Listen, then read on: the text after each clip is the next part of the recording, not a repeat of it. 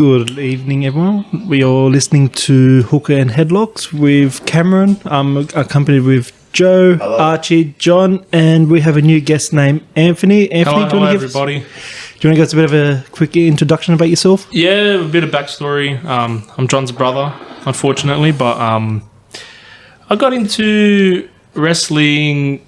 Like, I was on and off during my childhood. Me and my brother watched TNA. Like, what year was it? 2008, 2009. The glory days, I'd say. Then I stopped watching it until like 2016. Me and my mates got back into it. Then ever since then, I've been back watching it. Who's your favourite wrestler, Anthony? Of all time or currently? All time. I reckon Goldberg. And currently? I had a Goldberg shirt. I did too. And currently? Currently, I don't know. It's hard. I like Finn Balor a lot. He's cool. I've always had a soft spot. Well, have we gone around and asked who's our favourite of all time? No. Well, why don't we tell them what we're smoking first, and then we'll do that to kick off the show. Yeah, why not? Joe, what are you smoking? I'm smoking whatever Archie made for me, which was Pink Grapefruit, Pink Grapefruit. by Tangiers By and Tangiers. Eternal Lime Lit. internal lime lit. Yep, Archie. I am smoking straight Tangiers Pink Grapefruit. What do I have? Tangi's was it New Lime with the Azure Dark Unicorn and bit of cane mint. Likes it rough. John, how about yourself? I'm just smoking Tangi's lime lit. Oh, not lime lit. A new lime and cane mint. Yep. And I'm smoking K-Mint once again. Yummy. Because it's been a rough week of work. Plain or alpha? Just plain. Plain. Not that rough to have Yeah. alpha. No, I wish I had Alpha too. Believe me, I wish to. Just before we continue the show, our show today is going to be consisting of Smackdown, that was on the 19th of May, and Raw, which was on the 22nd. Sorry. So, Yep. is that So, Jim yeah. Cornette? Is Sorry? that Jim Cornette? Is that Jim Cornette messaging? Yeah, he's telling me to shut the fuck up. So yeah, we'll be going through Smackdown, which was on the 19th, and Raw, which was on the 22nd. We'll start off with the kickoff of SmackDown last week, where it started with the Roman, Paul Heyman, and Solo coming out. Pretty much, I'll give the quick run through of what happened. Not long as they came out, Sami and KO came out. They exchanged a few words, and pretty much Usos came out, attacked Sami and KO quickly, which ended up with Roman getting angry at the Usos because he didn't tell them to. Archie? Yeah, I think that was a hot opener. I'm glad Owens put the microphone down and it became Sami versus Roman, because that's where the money is in this feud. They're back and forth about, I wasted my good year with you, you wasted your good year. And I think there's tension building up with that attack with the Usos, but I will say in my predictions for Night of Champions, it could be the result of the tag title match. And I do see that little bump by Roman into Solo. I think that's pushing me towards maybe Solo being the one to dethrone Roman in the end. It is leading that way. Joe, what do you thought? I, in this podcast, always like to bring a contextual nature and retrospective as well. Who a few months ago would have thought we'd all be here sitting and saying the poor Usos, they can't do anything right? That just seems to be what happened again. They cleared the ring. Roman got upset with them because apparently he really wanted Sami. He really wanted to say something to Sami, and Sami brought up Montreal last time they had fought in a match, wrestled in a match. Of course, there was the run-in at WrestleMania. The Usos can't do anything right at the moment. The way I see it going, and we will get through a lot. We will get through a lot in this podcast to do with the Usos at SmackDown and Raw. You have to twist my arm right now. It's going to end up with the Usos blowing up in Solo and Roman's face, especially Roman. And I can really see a big schmozzle, and then that'll set the storyline towards the second half of the year. Yeah, John? Yeah, I like the way the whole segment went. Like they started off on a good note. Obviously, it's like Joe just said, the Usos cannot seem to do anything right in Roman Reigns' eyes. They came out and they cleared the ring for him, but he still wasn't happy with them because he got cut off with what he wanted to say to Sami Zayn. I think it is, and just like Archer was also saying, I think that's going to tie into what could potentially happen at Night of Champions when we speak about it in the predictions about what could happen in that match. And then also including when Solo got bumped into by Roman and Solo gave him that look, and that could also tie into the future. Maybe Solo could be the one to defeat Roman, and that's something I've been thinking about for a while. It looks like Solo could be that next breakout star. He could probably be the one to take out Roman. Yeah, it's looking that way, definitely. Anthony, what about yourself? I'm honestly just waiting for this whole Uso thing to like hit its climax. I'm waiting to see if they actually do end up turning on Roman and Solo, or if it was just Roman and they somehow like make amends with the Solo, since like he's their brother and all. After, like, let's say the Usos do attack Roman and whatever, would they jump straight into Solo and Roman maybe having clashing heads a bit, or they like do what they did with the whole bloodline, just slowly building up something again, let it drag on? Yeah. Well, since Mania, I always felt like it was going to be Solo turning on his own brothers, the Usos. Yeah. But now it's looking like Solo might turn on Roman before turning on the Usos. I'm not sure if you guys would agree with me in the same. Well, could it be a red herring? Could we get Solo and Roman blowing up and the Usos coming to the help of Roman? It could be a red herring. That's just a theory out there, but I would not, much like what you guys are thinking, I would not rule anything out at this point. I think there'll be some conflict with Solo. I think which side he does choose, I think there'll be a surprise for a bit of the audience, and at least it leaves us wondering who will he eventually side with. Yeah, it's limitless possibilities at the moment. It looks like anything can happen at the moment, and yeah, just got to just take the ride and just see what happens. Not long after, I think this is one thing that Archer was looking forward to, was Pretty Deadly's debut against Butch and Ridge. Yes, before the match started, you have to go back to that pre-show segment of how the Friday night Smackdown. Have I added all the ingredients for a perfect tag team? Yeah. I thought that was a pretty cool intro, and I was a bit iffy when I first heard it, but I like their new theme song. I think that fits into their pretty gimmick. I liked it. Once again, it's great to see new faces on the tag team division, and something a bit more refreshing than KO and the Usos and Sami always in there. I did like the finish because I thought it was botched. I thought he couldn't get out properly, but I've been like, oh, wait a minute, that's a heel tactic. He got the ref's attention that way. It was a good finish. Good to see them go over. So if you just want to explain that to anyone that hasn't watched it, who was the one who was in the ropes? Elton. That's the blonde haired fella. Yes. Yeah. And when the referee had his back turned, Yep. he made out he wasn't in the rope. He came out of the ropes and he attacked one of the brutes. Yeah. What got me about that was he didn't really do anything illegal. No, he just... Did he have to wait? I mean, we're talking suspension of disbelief here. Did he have to wait for the referee to turn his back? That wasn't anything illegal what he done. Unless the referee was going to disqualify him for the first time ever of the non-legal competitor hitting the legal competitor of the other team. I thought that wasn't necessarily necessary. Sorry about that. But yeah, that's just what got me. I thought that was a bit odd. I haven't seen that before. Yeah, well, in the rules of tag team, the partner can stay in the ring till the ref counts to 5. Is that what it was? That's how it usually is. Yeah, like the illegal man only has 5 seconds to get out of the ring. But would they have been playing on that and say, "Oh, he was tied up; it wasn't his fault"? It is a questionable thing. Yeah, I thought it was interesting to say the least. Yeah. F, did you end up watching that match? No, I didn't end up seeing that match, but from the sounds of it, I don't know. It was good. It was a good match. It was actually a very solid match. It was actually a good debut. It wasn't just a quick squash match, which I'm happy about.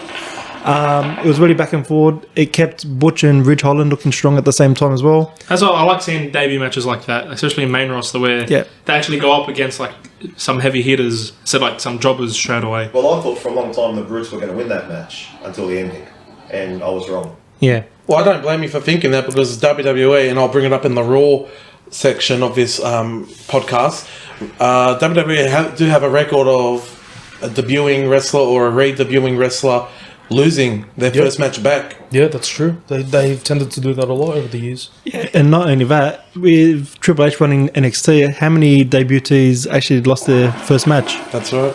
So I was expecting it to happen some way, somehow, but... Yeah. Well, we saw Jinder's team win last week, even though that was against jobbers. That was a good sign. I think what helped too, and pretty much to echo some of my sentiments from last week, we know who Pretty Deadly is through NXT.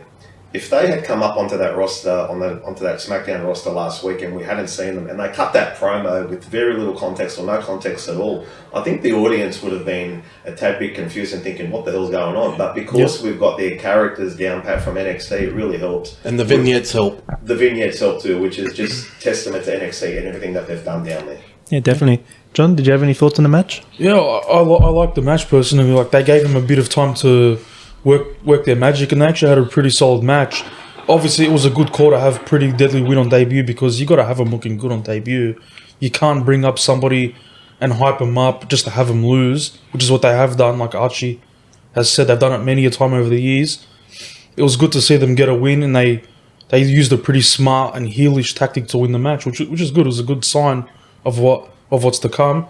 And just a quick note, Sheamus was pretty funny on commentary as well. Yeah. He had a fair few good one-liners. And like you said, John, it's good to see a heel tag team be a heelish finish to win it doesn't always have to be a clean dominant win. Yeah, like it's good. Every now and then it doesn't hurt to have the heels actually cheat. A cheat win is just as good as a strong win. Yeah, Well, the heel's never supposed to win clean in my book, unless they're that dominant like Brock Lesnar. Yeah, like any monster heel, yeah. A monster heel, maybe. yeah, I think the last time we saw like these kind of heelish finishes was when Revival was still in WWE. I don't think WWE's had a tag team that had those kind of finishes in quite a while. No. Yeah. Not long after that, we had the announcement of Bianca Belair and Asuka at Night of Champions, and then went into the second match of the evening, which was Asuka versus Zelina Vega. I'll just do a quick run through, it was a pretty quick match in my opinion. Asuka just won by submission, and she went on to attack Zelina after, where Bianca came out to save Zelina and almost got misted. Well, she did get a bit of it, from what I remember. Well, I will ask you right now, do you think that was a bit of a botch? Was she not supposed to get any of it on her face, or was she supposed to cop it? I don't know. I'm pretty sure it was meant to be just... Did the commentators try to cover it up by saying, did she Well, get it? Michael- Actually, what they did, they covered up with Bianca's overreaction of last week, saying that they've added like a hot chili or some hot pepper to the mist. And Cole did say nearly got sprayed. Yeah, Sprayed. this is what I was asking last week.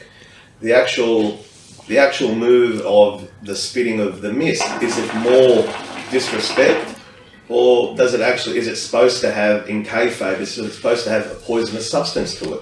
Well, I'm not sure if you remember back in the Ruthless Aggression era, Tajiri? Tajiri with Jamie Noble, where he sprayed Nadia. Blinded Nydia. Nydia, that's He it. blinded Nydia, that's right, and they had a whole storyline about that. Yeah. But then again, someone would get sprayed in the last few months. Someone would get sprayed by Tajiri at the start of the night, and you might see him backstage and they were perfectly fine. Well, this is a little niche here, but there's actually meaning towards different colours. Mist, going back to Japanese wrestling, the Great Muta would have certain mists. One mist would put you to sleep, one mist would blind you, and one mist would temporarily blind you. But I'm not sure which colour they're going with. They went with blue. Yeah, it was blue this week. And nothing's changed. Well, since the whole new face paint of Asuka, it's always been blue. I think they would have changed it Running up. theme, yeah. Yeah. She used to use a green mist.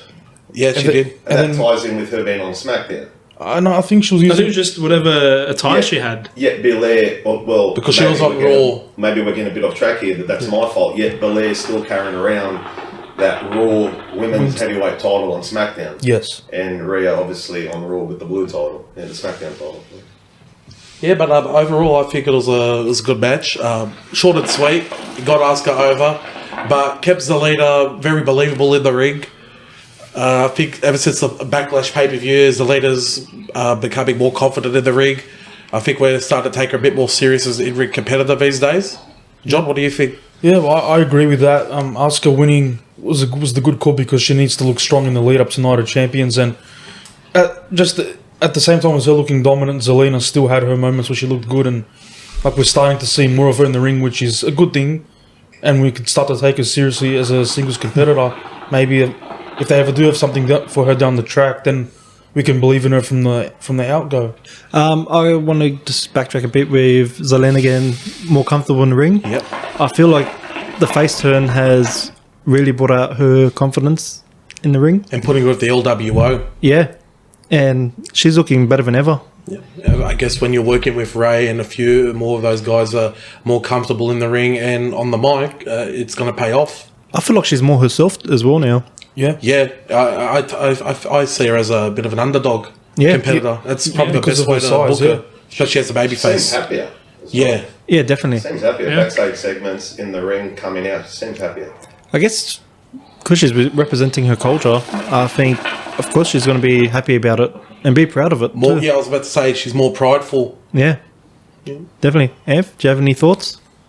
Yeah, I reckon it's a great thing with the doing Zelina. Like they're slowly working her up, getting her more accustomed to like proper in ring work, and just letting us know like she means business and she has a lot of potential.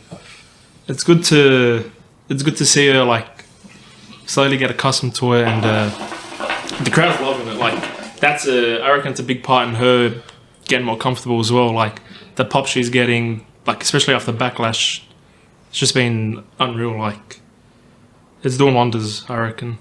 After that match, we had a moment that you want to be more vocal about, Yes. Archie, which was the Grayson Waller effect segment with AJ Styles. Yes, in my opinion, the best segment of the show. Waller's theme song to start off with, that's such a vibe. I feel like it's a bit of Aussie clubbing music, so he hasn't forgotten his roots. The talk show stream, that's one of my favourite parts. I couldn't keep my eyes off the Twitter feed, what people were saying, and something I noticed in the Twitter feed. One was The End Is Near and TikTok. When I first saw The End Is Near, I'm thinking, oh, we're getting a Bray Wyatt slow return teaser like we did for a few months. And then I saw TikTok, I put it together. Oh, it's Karrion Kross, and we saw later in the show who he's gunning for. Waller in general, I think he's adapted right away onto that main roster. He's he fits very well on there. You could just see him being a mid-carder there, and even like as a maybe in the Austin Theory main events style heel eventually. And AJ, I like that they played off that he's coming off a big injury, so he might be rusty in the ring still for his match against Seth Rollins for the World Heavyweight Championship. But I'd like to maybe see AJ Styles get the win against Seth Rollins. Even though he's on SmackDown, I wouldn't be surprised if he takes the win. Joe, what do you think? I'm sure we're going to talk more in depth about this. One of the triple main events at Night of Champions. Can you see interference in that main event, or do you think it'll be one-on-one? Well, can you see any shenanigans? Well, given the little vignette afterwards with Cross and AJ Styles with the coming out on the tarot card, I wouldn't be surprised if AJ Styles gets screwed out of it so he can stay on SmackDown. Yeah. What got me about that, and as a patriotic, born in Australia, lived in Australia my whole life, how good was it to hear that accent? Love it. That accent was awesome. Yeah, it was. So natural. And I know we have Rhea and we got Bronson and we got a couple others. But it was just so good to hear that bloke speak with the Aussie accent. What got me about those little, were they Twitter feeds at the bottom? Twitter comments. I originally thought they were comments by him because a lot of them were very pro Grayson. And then I saw the one about TikTok, and then I saw the one about the end of Near towards the end of the feed, and I thought, oh no, I don't think they were genuine. I think they were put in the feed. I think they were put in the feed by creative. I don't think they were live comments because of the TikTok and the end is near. The end is near, and Grayson didn't come across as a heel until the very end, where he said Seth freaking Rollins is going to win or something to that regard. Yeah.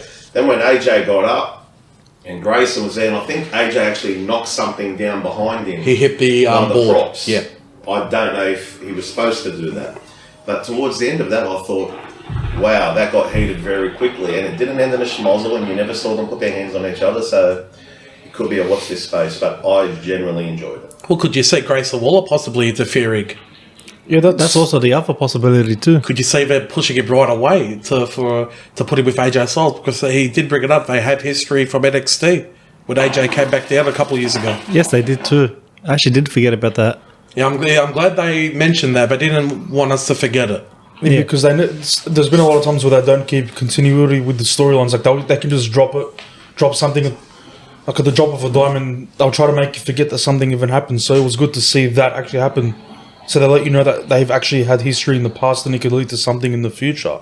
Anth, not sure if you know too much about Grayson Waller. Have you watched any of his matches? He debuted against, was it Baron Corbin? Was it last week or the week No, that was Cameron Grimes. Oh, Cameron. Oh, okay. Oh, well, it all fit him anyway. But no, Grace. No, I haven't really seen much of him. Obviously, the names came up, but I haven't seen much. Not too familiar with NXT. Yeah, not nowadays. No. That's okay. Well, don't worry, you'll be invested soon. You'll know him very soon, Grayson Waller. Sounds like a nice bloke. Oh, definitely. Does a showy here and there. Actually, he did a show when he got drafted. Yes. Yes. I must have well, missed that segment. On the like reaction thing where it shows them like in NXT whatever. Yeah, when they're in Florida, he gets drafted. He chucks does a shoey. Oh man. Not long after that, we had the third match of the night. I think a certain person to my left, Joe, will have a few things to say about the Street Profits match against LA Knight and Rick Boogs. I actually was really looking forward to this match. You wouldn't believe it. My stream cut out. I didn't actually watch the match at all. Oh, so no. Rick Boogs was in the match, was he? Yeah. I'm sure that would have been a great match to watch. I didn't actually, I didn't see it. Did he win? Did he come across as competent and strong and believable? He actually did somewhat. Like Really? He's a strong man after all. I'll get around to watching the match in a couple of years' time. Now, I'm going to be honest. Anyone that knows me knows Rick Boogs I'm not the biggest fan of. I do have my pet peeves every now and then. I'm not Mr. Loves Everyone. I just can't get into his gimmick. He's just an idiot. I'm sure he means well, but he's just an idiot. And I was happy to see the Blues. Street Profits, a bit of a holding pattern at the moment. LA Knight. It's good to see LA Knight wrestle. It is. I know they fell short. There were a couple of shenanigans from Boogs and all that, but it's just good to see LA Knight out there. And he's still got such a, not so much a youthful demeanour, but Cool. he's cool. Yeah. And what I'm looking for here is that it looks like he's still got so much to offer. He's in great shape. He's fantastic on the mic, and he's believable. Yeah. And I'm really looking forward to that. I know, in all seriousness now, the match ended the way it did, and LA attacked Rick. Yep. So that would be the end of them for now, it looks like. What do you guys think? He could lead to something next week. I agree with LA Knight is possibly the showcase of SmackDown now, and possibly the fan favourite. We've got a couple of cornerstones. I know Archie earlier said about Roman and Sami. I think KO has become a real cornerstone of WWE. Not that he wasn't already, but he's just so strong when he comes out and he gets a reaction. And Owens has been around for a while and he doesn't need to prove anything to anyone. Him, LA Knight, amongst a few others, there are a couple of real strong cornerstones of each show. And that's something that I really enjoy week to week, week in, week out. Well, I think obviously the right team won. Street Profits. You couldn't have them. They're still one of the believable tag teams in the division at the moment. I know we have a few teams that have been called up that we're looking forward to, but it's good to see the established team win. The question is, does LA Knight get into a feud now with Rick Boogs, or does he continue looking for a tag team partner? It's a tough call. He was saying that no title is safe before the match, and even if it is the tag team titles, they're not safe either because he'll find someone.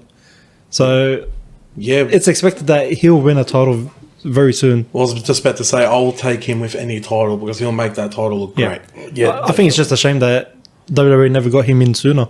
Yeah, Maybe Karrion Kross, LA Knight down the track as a team. I don't know. Bit of styles clash there. Yeah, they're very, very opposite to each other. They've been doing it for the faces, why not for the heels? I wouldn't mind saying that. Yeah. John, did you end up watching the match? Yeah, but I watched the match. So, as much as I would have loved to see LA Knight win, just because I like LA Knight in general, like it was the right call to have the Street Profits win. But obviously, it was Rick Boogs who ended up getting pinned, so LA Knight still looks strong technically, and then he looked strong after the match because he attacked Rick Boogs after that. I'm sure Joe would have loved that. Highlight of my weekend. Highlight of my weekend in Melbourne. But yeah, I was in Melbourne, by the way, over the weekend, if no one knows. but yeah, I don't know. I don't know what they're gonna do with LA Knight. Does he try to find another tag team partner and go for tag team gold, or does he? I genuinely think that's the end of him and Boogs. Unless No, there'll probably be a blow-off match, there'll probably be a match maybe next week. LA Knight would surely beat him. I don't think Boogs is strong enough. And once again, I'm not taking the you-know-what. I don't think Boogs is strong enough. I think LA Knight just drops him like that. I think Boogs, and no disrespect to Baron Corbin, as everyone knows, who I'm very high on, I think Boogs is like a poor man's Baron Corbin. I wouldn't be surprised to see the end of Knight and Boogs and no blow-off match or anything like that. I don't think Boogs is strong enough. Unless they just have LA Knight beat him on SmackDown next week and then end it maybe. Yeah, maybe. Yeah. Maybe in the lead up to Money in the Bank have something there for LA Knight. Who knows? I think he should be in the ladder match. I think he might. I think LA Knight. Yeah. Well, the rumors kept He going. has to be in that ladder match. Well, the rumors kept going around. Apparently, he could be in the Money in the Bank ladder match and win it. There was rumors for a little while there. So watch this space. Yeah, most definitely. I'll skip the couple of backstage segments that happened in the beginning of Karrion Kross because we already went through it. Yep. But we'll go straight to the next match, which was Alba, Fyre and Isla Dawn's debut on the main roster against a couple of local talents. It was a quick match. One thing that really impressed me was their tag team finisher, which was a Gory Bomb / Sister Abigail. Yep. Yes. That was a very slick finisher. Yeah, I've never seen that before. Yep. They're one of the more established women's tag teams that have been called up from NXT.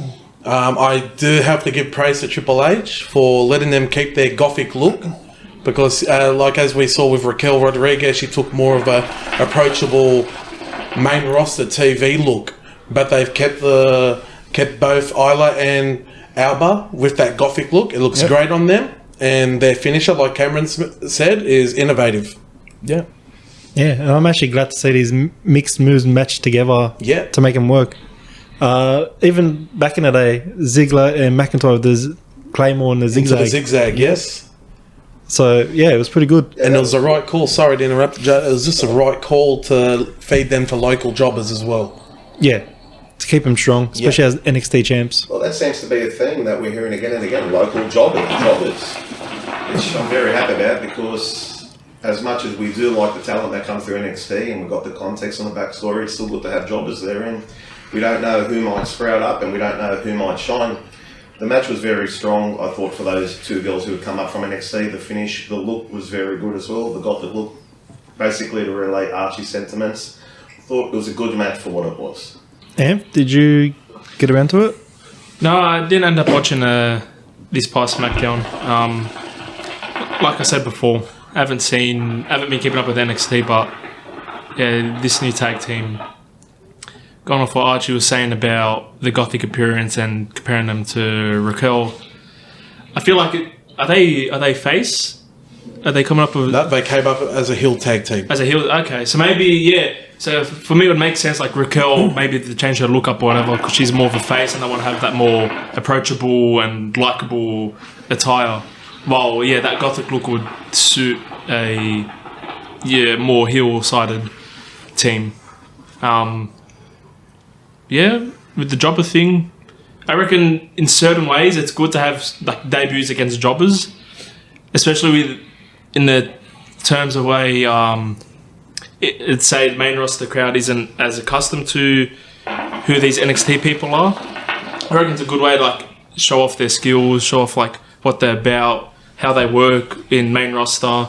I reckon it's a good way to show it off. Yeah, definitely. A perfect example with that is with Pretty Deadly again before. They had a match with actual recognised talent, and they got to showcase what they need to do.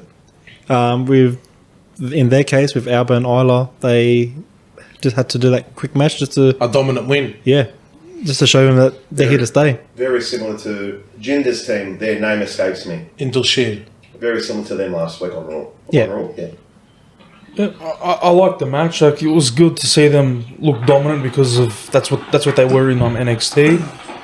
So like, and then obviously like with their gothic look, they need to be dominant in the ring. They need to be strong. They need to pretty much steamroll their opposition, and that was probably like the best way to do it. Especially like we were speaking about it before against like enhancement and talent, like you could say. And I really like the finisher as well. It looked very, very unique. I've never seen like a gory bomb and his sister Abigail. Like that was pretty damn awesome to see. And yeah, I cut it short for that one because not much to talk about besides. What did we have after that? Not long after that, they announced that Liv Morgan is actually injured and Raquel and Liv have to relinquish the titles. But they announced a fatal 4-way in 2 weeks' time on Raw between Raquel, a special opponent at the time, Ronda and Shayna, Sonya, Chelsea, and Bailey and Io. Because what's her name? Dakota's injured as well. Injured too, yeah. With a torn ACL. The women's division have had a bit of bad luck lately. Seems like it. Dakota Kai's had some bad luck. She had a injury for a while that kept her out in NXT when she was getting red hot as well. Yes, definitely.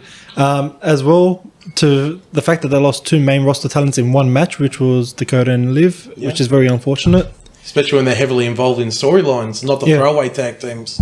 But I think it's actually a good time as well because Raw predicted that Ronda and Shayna are going to win it sooner or later.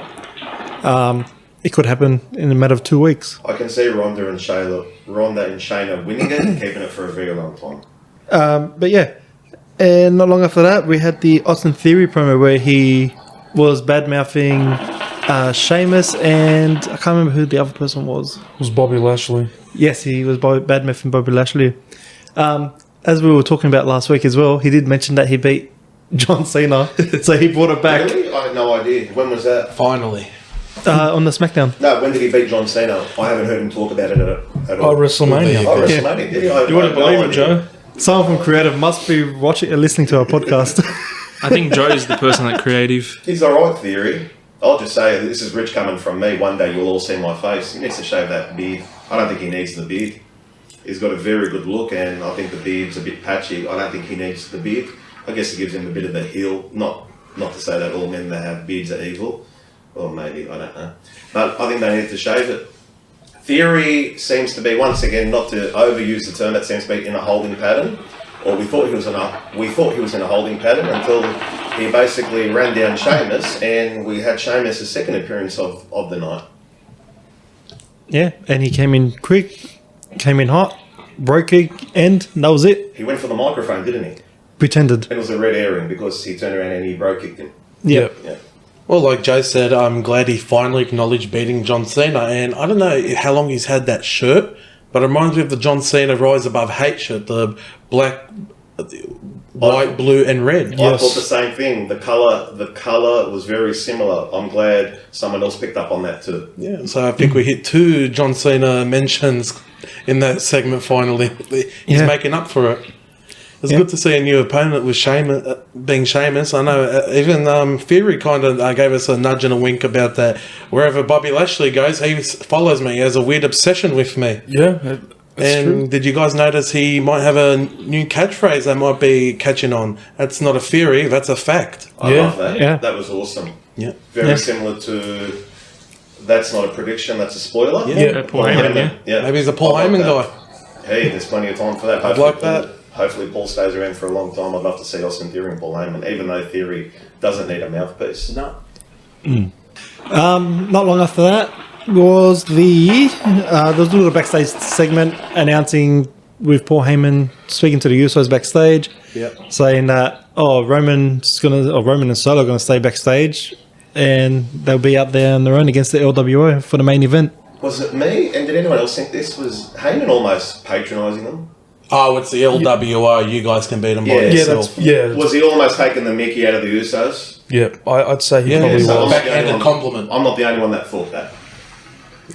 I feel like he's been doing that for a while. Paul Heyman's just like slyly giving these like hints that he dislikes the Usos. A lot of backhand compliments. Yeah. Yeah. But yeah. And yeah, right after that was the start of the match. It was very back and forward. I feel like it was actually a decent main event match. As I run it back a bit last week, we're getting that variety of different matches again, different rivalries.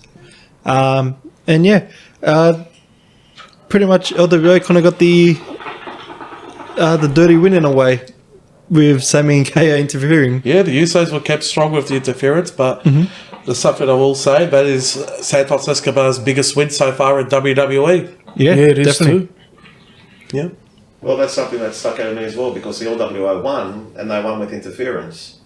However, go back to WrestleMania, the biggest talking point in wrestling history in recent time was Roman Reigns holding onto that belt when most of us thought Cody was going to take it off him, and that was done with Solo Sikoa. And no one really spoke about that except for Cody the night later, not after Mania. So to have that, I don't have a problem with that. I don't have a problem with the Usos copying a bit of their own medicine. And once again, the Usos, like the way we started this podcast, I'll repeat my sentiment, the Usos seem to be coming up short, and they seem to be becoming a bit of a laughing stock at a rapid pace, which we didn't see that coming 2 months ago. No, not at all. Definitely not. But yeah, after that was the end of SmackDown. Kept it short and sweet, thankfully. Overall, that was a great show, in my opinion. Yeah. I was interested the whole time. There was a lot of segments that actually meant something.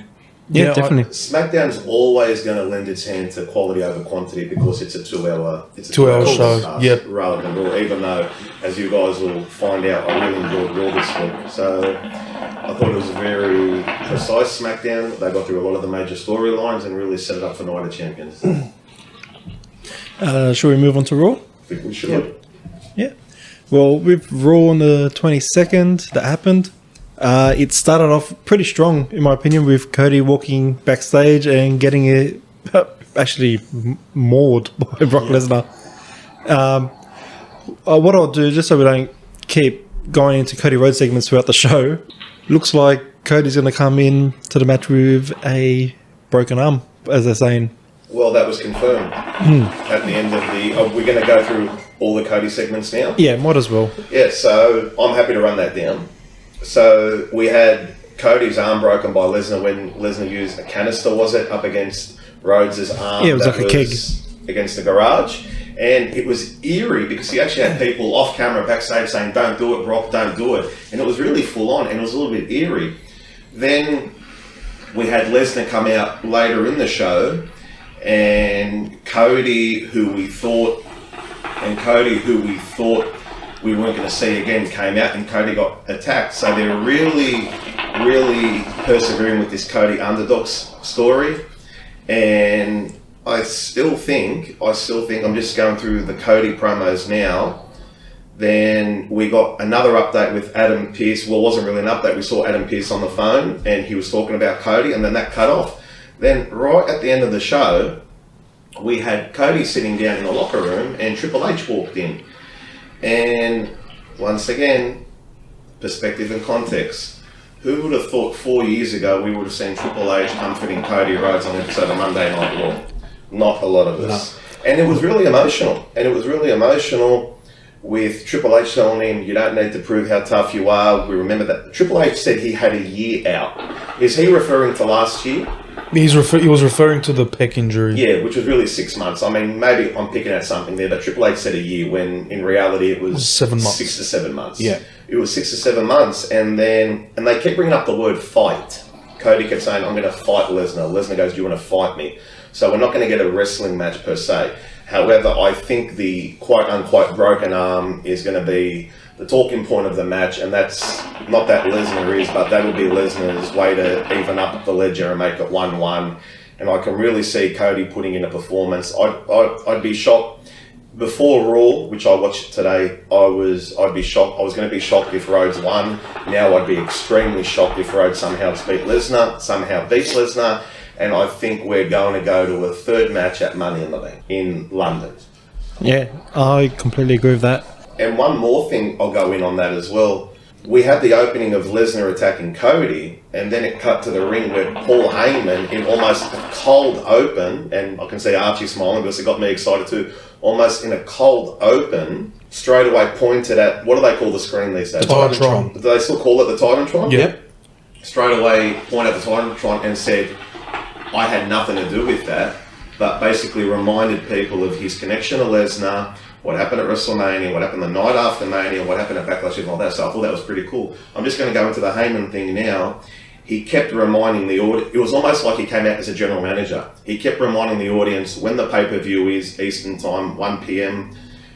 on a Saturday afternoon in America. I know for us it'll be Sunday morning, 3 a.m. He kept reminding people. He referred to Sami Zayn as a rat bastard, which I thought was very strong and is obviously showing the dissent and the disrespect that the Bloodline have felt from Sami. And then we had Kevin Owens come out, right? And we had Kevin Owens come out, and Kevin Owens said that the Usos were the pillars of the Bloodline, which is lending to an Uso face turn.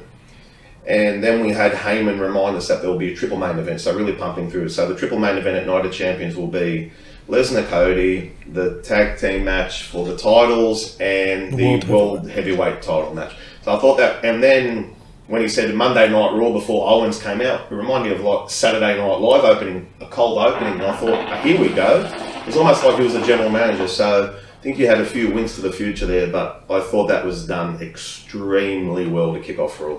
Just to go back to the opening segment, I wonder if you guys remember Brock Lesnar attacking The Undertaker in 2002 with a propane tank, injuring his hand. Good pickup, Arch. I thought right away that had to be mentioned tonight because I'm sure that caught your eyes too. Heyman saying he had nothing to do with Lesnar attacking Cody and letting him still remind there will be an opening to Cody finding his way back to Roman, I reckon.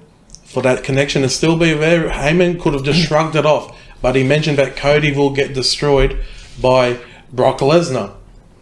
Before you go on, I'm sorry to cut you off. I know I had my time, but that's one thing I forgot to add. Once again, it's a week-to-week thing for me. You have to twist my arm right now. The main event at WrestleMania 40 will still be Roman Reigns versus Cody Rhodes. Absolutely. Yeah. Go ahead. And Lesnar's segment later. Once again, Lesnar, short and sweet on the mic, is perfection. He doesn't need to trail out those 5-10 minute promos. He says what is on his mind, and he gets right into business. One thing I'll ask you guys, do you think they're doing their version of a Cody injury, like how he persevered through the Seth Rollins match last year, but they want to do their own take on it this year? Yeah, I think so. Going as the underdog, brutally injured, and we don't know if he's going to even compete the day of. Yeah, I think that's what they're probably going to do.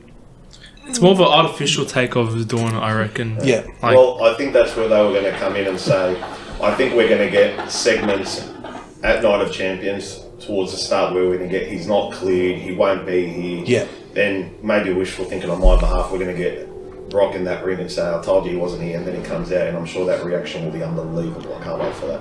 Yeah. I'll have to disagree on the part where they're trying to copy or imitate last year.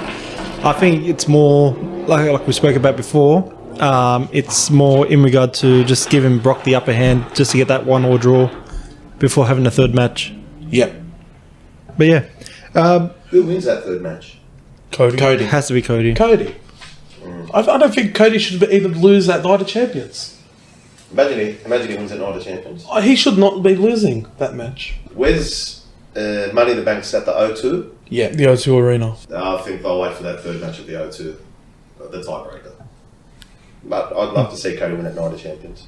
Well, it's interesting. I mean, he's basically, I guess it's kind of going against what I just said a few minutes ago, but he's basically coming in as the underdog and with the is it broken arm or broken hand? Broken arm. Broken I arm. said broken arm, which is worse than a broken hand in some regards. So if he wins this, I think he's more than halfway to locking in Roman at WrestleMania 40. Go back to the very beginning of the show, which I found a bit weird. Paul Heyman coming out, having his little say. And then once Sami and KO come out, Paul Heyman disappears out of nowhere. Yeah. But I actually enjoyed Sami and KO's promos again. And the fact that, just to get on Roman's skin, KO saying he's dedicating the match to the Usos. The pillars of the bloodline, he called them. The pillars of the bloodline. I find like Sami was the MVP on SmackDown on the mic. KO was the MVP on Raw with the mic. They each had a turn. And I think it's a good idea just to get so it's not all focused on Sami. Yep. I'm glad that KO is actually getting his moments on the mic now. How long the tag team's going to last, I don't know. But hopefully, because as we were speaking about the end of SmackDown last, was it Raw or SmackDown last week when they lost, and we were talking about It was last Last Raw when they lost against Imperium. no Judgment Day. Imperium interference. Yes. Imperium interference. I'm hoping if Sami and KO win, they can go on that win streak and be on that little hot streak and have that good run for that title. Or with that title, I should say. Yeah. We'll go straight into the first match, which I felt was quick, but a very good competitive match between Ricochet and Bronson Reed. Unfortunately, someone has to dress like the West Tigers and lose. Well, not these days, apparently. Not this month. Maybe he's carried the curse. Who knows? But yeah, it was a decent match. I'm glad Bronson got the win. Well, I'm happy for any Aussie talent to get the win these days. But where's it leading for Ricochet? Do you guys feel he's going to be back where he was when Vince was running things? Well, I thought the story, I got a bit of egg on my face here because Bronson hit all those power moves. And then he hit, is it the cannonball when he goes from the ring to the outside? Is it called a cannonball or not? I think it's just like a shoulder block. Yeah, shoulder block. He hit the first one, and then he hit the power moves. That should have been it, I thought. And then Ricochet had a bit of a renaissance, and then he hit it again, and he missed. I thought, all right, this is going to end in a Ricochet win. And truthfully, I thought Reed needed the win more, and I thought, oh, this is going to end in a Ricochet win. And that really turned it in the end because he overcame Ricochet's coming back. And then maybe, you're right, Cameron, maybe the story was more about Ricochet in the end. Well, Reed beating another credible opponent, but the good thing is that there was meaning to this match. Why they had a match, it wasn't just a throwaway. Ricochet cost Bronson in the Battle Royal, which got him eliminated. It was good to see that they didn't throw that under the rug, and I'm glad they had that match because it was a follow-up for the week right after. Yeah, and it was actually a decent promo from Bronson before the match. And I thought Ricochet done a very good job of selling when Bronson was coming down. Very serious, almost like he had fear in his eye. And I know I probably said a little bit more about Ricochet the way the match finished, but I think Bronson's been taken, not to say Bronson's never been taken seriously, but he's been really taken seriously now as a Monster Heel. I think you can categorise him as a Monster Heel. I think he's definitely among the Monster Heel type because he's a very big boy. He's just dominant. Like he destroys his opponents. Moves very well too. For a man his size, he moves extremely well. But yeah, just with my take on the match, I was happy for what it was. Like they actually had a nice competitive match, and where it looked like Ricochet might actually pull off a major upset. But at the end, he feels short to the tougher man, like the bigger man. Yeah. And Bronson Reed, obviously, he needs to keep looking strong. So him getting the win here was good. But at the same time, like Ricochet keeps getting TV time, which is good for everybody because he's awesome in the ring and he can have a great match with just about anybody. But it was good to see that Bronson came out with the win in the end because I'm sure they have something big planned for him, and I would love to see that happen because I'm a massive fan of his. Yeah. Ev, not sure if you got to watch even the highlights of Raw, but I didn't get to see that match. From the sounds of it, it could have gone either way in terms of like what would happen after the match. I love seeing Ricochet on the screen. I've always seen him as kind of an underdog. You love your high flyers, just be honest. Yeah, I love high flyers. It's just the whole aesthetic of it. Bronson coming out of that strong with what sounded like a close match. It's a good thing. They definitely do have something in the works for Bronson. As much as I'd love to see Ricochet get more of a push, we kind of saw that happening with his team up with Braun Strowman. But yeah, I reckon with the Bronson Reed, he's still been getting his big push. Even if he's gone against Bobby Lashley in the past, they're building him up for something strong. And honestly, I'm keen to see what they have. Not even if it's not a title or picture, anything. Just seeing him powerhouse through everyone, just build him up as a real monster heel. Yep. And what's your take with Ricochet's run lately? Lately, I reckon I enjoyed it with him in the tag team with the Strowman. Because not kind of like a breath of fresh air, but it was good to see both of them actually get screen time and put on real good matches. Has he won since Mania? Good question. Not that I not too remember. Nothing comes to mind. No. Yeah. But funny you bring up Braun Strowman now, because like I say, never it's just hit me in the head. Maybe Bronson picks on Ricochet to the point where Braun, we have to remember it's his tag team partner, comes there. Maybe that's the final part of the rivalry there. Braun Strowman versus Bronson Reed at a future pay-per-view. Yeah, that's a good shout. Well, here's the thing. We haven't seen Strowman throughout the whole week. Yeah. We haven't seen him in a little while. I think they might run it back again next week on Raw. And Ricochet, I think Bronson might take it one step too forward, post-match beatdown. And Braun Strowman comes out for the save. And it starts up their rivalry. Yeah. Yeah, I can see that happening. It'll be a good way like end the little rivalry or just build up to a monster match with Bronson Reed and Strowman. Because again, like Archie was saying before, didn't mean to cut anybody off. Like they had their match because it actually made sense for them to have a match. Because like Archie was saying, Bronson Reed felt that Ricochet cost him the Battle Royal match because when he jumped on his shoulders and it led to him getting eliminated. So They to see them follow that up. so they followed it up and let them have a match so that Bronson could, in his way, get revenge on Ricochet. No, not long after that match, we had a little backstage interview with Apollo Crews where he got quickly interrupted by Dom and Rhea. And Mami. Yeah, Mami. Pretty much Rhea calling out Natalya, announcing her match with Natalya at Night of Champions. It was just a bit back and forth between Apollo and Dom and led up to a match later on in the night. I thought it was a bit of a weird segment, in my opinion. Yeah, it's funny you say they interrupted Apollo. Apparently, that was supposed to be Rhea's time on the camera with the interview. Yeah. I know we go back and forth every week and I have my opinions, what they're trying to get at with, or what they're trying to wink at with Rhea and Dominic, whether their relationship-wise, or as funny as it might sound, mummy and son-wise. I thought that was more of a segment when she came across as his mother rather than his lover. Yeah, but it was really, oh, my mum this and my mum that. And when he gets called Dom Dom, is it Flintstones? That's Bam Bam. No, that little alien that sits on Fred Flintstone's Dum Dum. Dum Dum. Dum Dum. And every time they call him Dom Dom, I just think of Dum Dum and that little bloody Martian. Yeah, that was my take. Put that together. Well, you're not wrong there. No, he's a bit of a Dum Dum. Hey, Dum Dum, you want gum gum? I think Buddy's the Dum Dum. Anyway. Anyway. Yeah. Next, second match of the night, not long after that, was one person that I have high hopes for is Candice LeRae versus Zoe Stark. Which I find a bit odd with why did Nikki Cross come into the match, 2 minutes in? Not even? The whole thing was weird. Yeah. The whole thing was weird. Yeah. I was like, why didn't Nikki just come out with Candice? Yeah, it's right. Yeah, it was, and then the finish was a bit of a cluster, you know what? And then at the end, it made a lot of the competitors there look silly. Yeah, I didn't really think much of the match.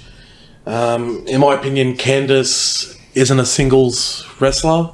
I think bringing Indy Hartwell up might actually salvage her as a competitor, and they could be a tag team for the way. Other than that, I think Candice should just stick to managing the way and being in their corner, because I don't really find her that interesting in the ring. That's probably just my opinion. Zoe Stark's where the money is. She's a future champ, but I could see her being a possible face of the women's division in probably less than a year if they build her up right. I think she's going to win the women's title before Shayna does.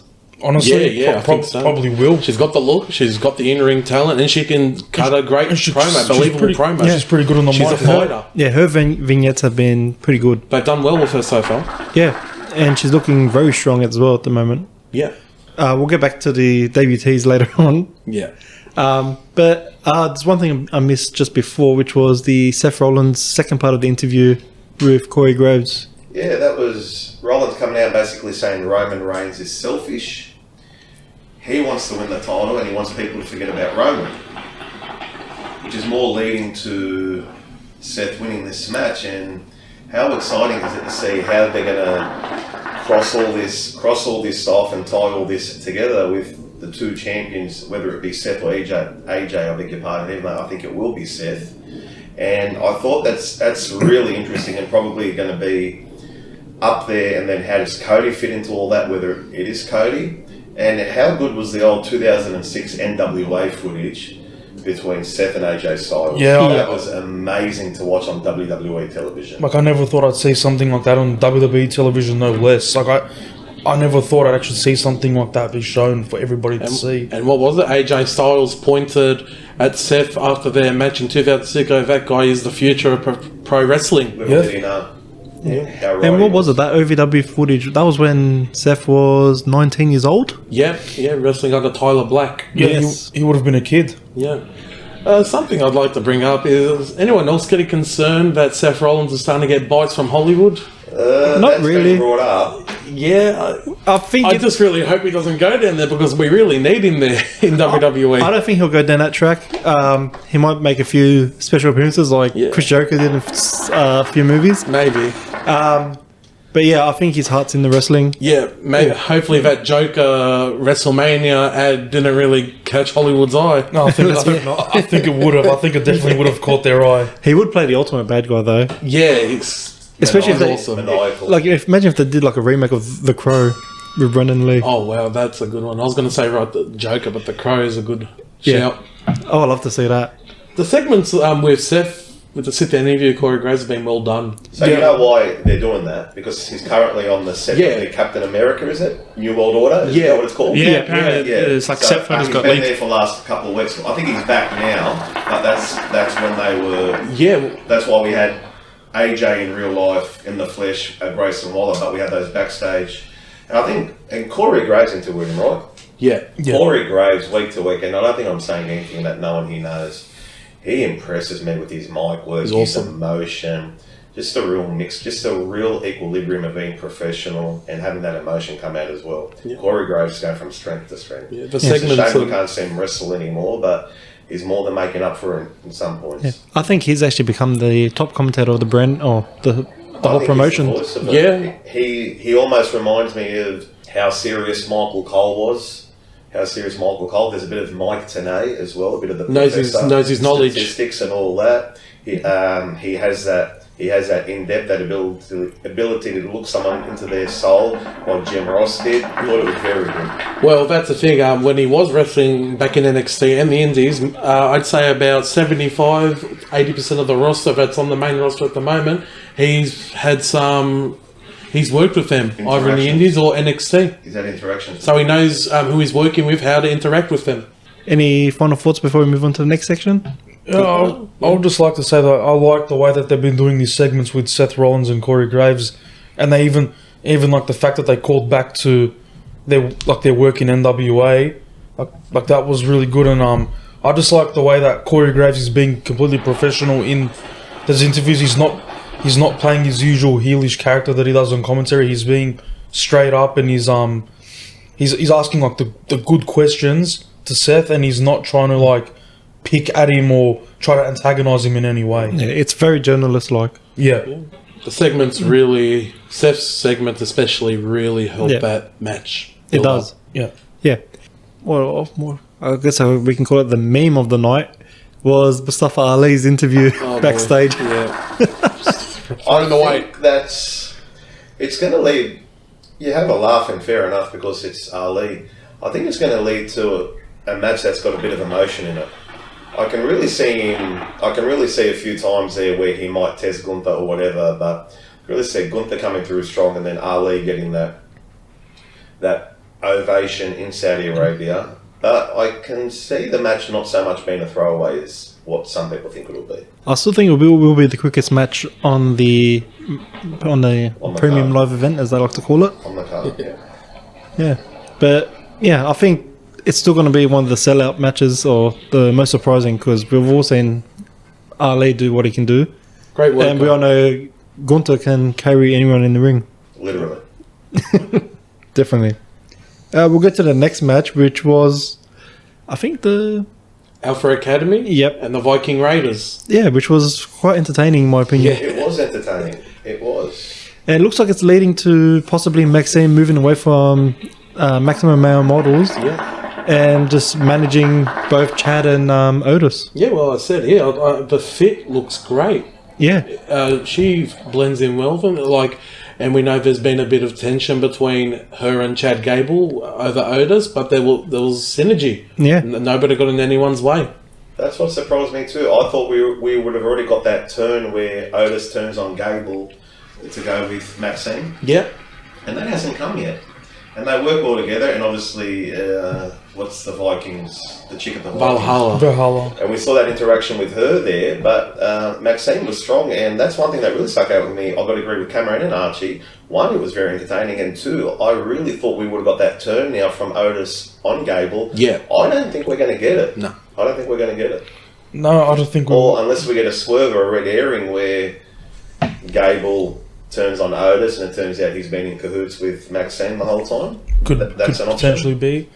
Yeah. But overall, I really liked the match. It was entertaining, and we got to see the dynamic of Gable and Otis again. And one thing I noticed was when Otis was standing on the apron ready to come into the ring, the crowd kept chanting, "We want Otis." So the crowd clearly likes him. Yeah. And then the spot when he eventually came into the ring and he got to do the caterpillar, the crowd went insane. They loved it. And then towards the ending, when it looked like the Viking Raiders were going to pull off the win, Valhalla got distracted by Maxine, which led to, I think it was Eric who was on the top rope. Yeah. And he got distracted and it led to him taking the fall in the match. So it looked like as if Maxine helped out her team win the match, and it looks like maybe they stick together because Chad Gable actually sees that she's worthy to stick around. Maybe he says he appreciates what she did to help him get the win, and he says, okay, maybe it's cool to have you around. I don't mind you after all, and I think you'll be good with Otis as well. It's probably something good to do. Yeah. I think there's maybe one controversial part of it is Viking Raiders looking bad. Yeah. Again, Yeah. I was going to mention that Raw as well. and Smackdown. Like, especially since they've turned heel, it hasn't been good at all. Nah. With a tag team like that, they should be dominating. They should be tag team champs straight away. I don't know why they haven't pulled the trigger with them. I do not know why. Have they always? Nowhere like the NXT run. No. Have they always been heel since they came to the main roster? Had a bit of a face turn. Actually, they tried both. When they debuted, they were originally heels, Yeah. and they were teaming up with the Revival, I think. Yeah. And then the Revival pissed them off, and then became face within a month. Yeah. Are they too gimmicky? Are they too gimmicky to be the undisputed tag team champions on the main roster? Well, it's a niche gimmick having the Viking, going back to that medieval style of a look. But, They're inspired by what show? By the actual Viking show, aren't they? well, like Just Norse. Vikings in general. well, Valhalla and who's she married? Ivar? The bold one. That's Eric, I think. Eric. They're really fond of the Viking. Yeah. Eric and Mythology. Yeah. Eric and Sarah Logan actually had a Viking theme wedding. Yeah, Wow. yeah. So it's imitating life, pretty much. Yeah. Maybe that's it. Maybe they're too gimmicky. I don't have a problem with it, but that could be. It's like creative. because when they were making the entrance, I think it was Corey Graves. He noted that Valhalla was like praying to the gods or something like that. Maybe she's not praying to the right god. Maybe that's why they keep losing. Well, Maybe if she started praying to Kratos, they'd probably start winning a few matches. overall, it's just great. A good match, and great to see Chad Gable pick up a win. It was Yeah. entertaining. Yeah. Yep. I was hoping he did a German suplex on Ivar. Yeah. Well, if he was able to suplex Braun Strowman, then that surely would have been We nearly saw possible. that happen, didn't we? Yeah, him nearly suplexing one of the Viking Raiders. Yeah, he almost got Eric. He almost got- Yeah. Ivar, sorry. And yeah, I would have paid to see that one. Yeah. Maybe for a pay-per-view match one day. It's good to see Chad win. Yeah, because he's so damn good. Yeah. It's well deserved if he gets that He's like, push. he kind of reminds me of Kurt Angle. He's like a Kurt Angle 2.0. And just down the line, I'd love to see him and Kurt Angle / Shelton. Yeah. Just love to see him and Gunther go at it one night. Yeah. That'd be a great match. Would But be that's good. what we were all hoping for, was when Otis turned, Yeah. Chad can go for that mid-card run because he needs it. Still feel- open. Still open for it. Yeah, definitely. I reckon it's a bit of an iffy spot for them, like splitting up Otis and Chad, because that we love him together, but we also want to see either Chad or Otis go their own way. But that's in the same argument with like Street Profits, where Montez is outshining Angelo. Yeah. Oh, well, we all thought they were the team that were going to get broken up at the draft. Yep. And One of the two, they're still yeah. together. I don't think Who's one- the other team you thought? Alpha Academy. Oh, Alpha Academy. Not yeah. one team split. No, not one team. No, none of them. unless you want to count Elias and Rick Boogs. I don't think we're counting. Let's not. They didn't even have a match together. Poor Elias. Yeah. I think this was probably the second best match, or even the best match considered, which was Shinsuke versus Finn next. Yep. It was pretty good. Damien did his job better at ringside, I feel. And it could lead to a ongoing rivalry in the near future. What was it? Damien interfered the first time, then Shinsuke got the better hand of Damien, but then it cost him near the end where Finn got the Well, got the win at the end. I think Priest wanted to hurt Nakamura more than Bella wanted to hurt Nakamura. Yeah, he did. Yeah. I originally thought we were getting Priest versus Nakamura. It looked like in the that's how it backstage should have been. segment. Yeah. How infectious is Nakamura? Oh, I mean, I'm He's not great saying to have anything him though, back. but just how infectious, even that backstage segment, and then when he came out and the crowd, and I know sometimes I have a bit of a laugh with the crowd singing and chanting along with Cody and Seth Rollins and all that, but Nakamura is just so infectious. And it's good to see him week in, week out again. I think it's a shame that we didn't get any of JD McDonough at all. Yeah. Even in the backstage segment, I was keeping my eyes open for the background to see if he JD was was popping up. Yeah, but Nothing. we didn't see him at all. Even in general, to start, kick off the rivalry even more with Ziggler, it never happened. Yeah, they didn't follow up on that. Yeah, which is very unfortunate, I feel. Maybe it could happen next week. Yeah, maybe they just wanted to have the first feud from the Battle Royal with Ricochet and Bronson Reed. and maybe they'll follow up next week. Yeah, I'd imagine so. Possibly. That was their first match since their pre-show match for the Intercontinental Championship, Nakamura and Bella.